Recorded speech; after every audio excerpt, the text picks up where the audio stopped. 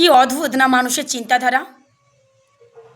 দিনরাত মমতা বন্দ্যোপাধ্যায়কে গালিগালাজ করছো, দিনরাত মমতা বন্দ্যোপাধ্যায়কে গালিগালাজ করছো, অথচ যখন মমতা বন্দ্যোপাধ্যায়ের কোনো প্রকল্প যখন লঞ্চ হয় তখন তোমরাই গিয়ে প্রথম সুবিধাটা নিচ্ছ।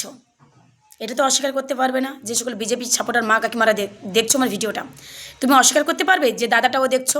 হ্যাঁ আমি জানি তোমরা বলবে যে মমতা বন্দ্যোপাধ্যায় কি নিজের টাকা থেকে দিচ্ছে। দাদা একটা কথা বলি, অশিক্ষিতের মতো কথাবার্তাগুলো বলো না, অশিক্ষিতের মতো কথাবার্তা বলো না। তাহলে কি তোমাদের কি মনে হয় যে মমতা বন্দ্যোপাধ্যায় দিয়ে ভুল করছে? তাহলে কি মমতা বন্দ্যোপাধ্যায়ের উচিত ছিল নরেন্দ্র মোদীর মতো বিলাসবহুল জীবনযাপন কাটানো? তাহলে কি মমতা বন্দ্যোপাধ্যায়ের উচিত ছিল 34 বছর সিপিএম হারমাত বাহিনীর মতো মানুষের উপর অত্যাচার করা? তাহলে কি আপনাদের মনে হয় যে মমতা বন্দ্যোপাধ্যায় এই প্রকল্পগুলো আপনার বাড়িতে পৌঁছে দিয়ে মমতা বন্দ্যোপাধ্যায় ভুল করছে? তাহলে তো স্পষ্ট বোঝা যায় যে আপনারা এত প্রকল্প নেওয়ার পরে যখন মমতা বন্দ্যোপাধ্যায়কে গালিগালাজ করছেন, তখন আমি আমার যুক্তিতে মনে করি তাহলে মমতা বন্দ্যোপাধ্যায় ভুল করছে আপনাদের ট্যাক্সের টাকাগুলো আপনাদের কাছে ফিরিয়ে দেওয়াটা। ওনারও উচিত ছিল নরেন্দ্র মোদীর মতো বিলাসবহুল জীবনযাপন কাটানো। বুঝতে পারছেন দাদা? আপনি মমতা বন্দ্যোপাধ্যায়কে গালিগালাজ করছেন, অথচ আপনার পরিবার সর্বপ্রথম গিয়ে মমতা বন্দ্যোপাধ্যায়ের সুযোগ সুবিধাটা নিয়ে আসছে। অস্বীকার আপনি করতে পারবেন? আপনি এখনও মমতা বন্দ্যোপাধ্যায়কে গালিগালাজ করছেন, মমতা বন্দ্যোপাধ্যায়ের পোস্টার ছিঁড়ে দিচ্ছেন, মমতা বন্দ্যোপাধ্যায়ের প্রতিচ্ছিন্ন ছিঁড়ে ফেলে দিচ্ছেন। আচ্ছা আপনারা জয় শ্রীরাম করে লাফাচ্ছেন কেন আমাকে বলতে পারবেন? কার কথা শুনে? শুভেন্দু অধিকারীর কথা শুনে? আরে ওই শুভেন্দু অধিকারী তো নিজের পিঠ বাঁচানোর জন্য বিজেপিতে গিয়েছে।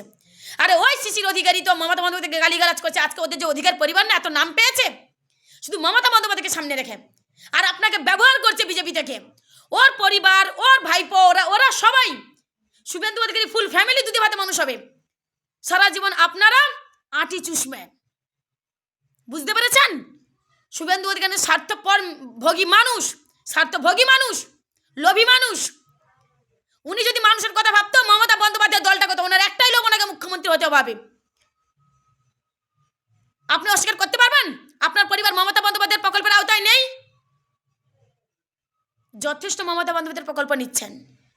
একবার ভাবুন তো, বিবেক বুদ্ধি দিয়ে নরেন্দ্র মোদী 12 বছর বসেছে, মমতা বন্দ্যোপাধ্যায় এখানে 15 বছর হতে যে বসেছে।